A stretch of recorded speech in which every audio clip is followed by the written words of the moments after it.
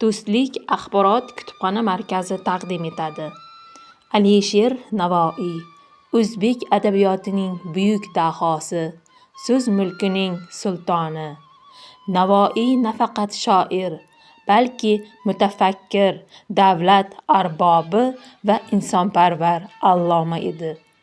U o'z asarlari orqali ona tilimizning naqadar boy va go'zal ekanini butun dunyoga isbotladi.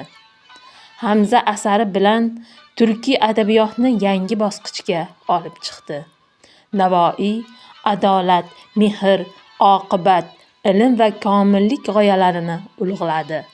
Asrlar o'tsa-da, uning so'zlari hanuz qalblarda jaranglaydi. Alisher Navoiy millat faxri, ma'naviyatimizning abadiy yulduzidir. Kim topmadi bu dunyodan rohat oxir? Kim qilmadi umrida nadomat oxir? Bu ko'hna saroyda necha jamshid o'tdi, hech kimga qilmadi bu imorat oxir.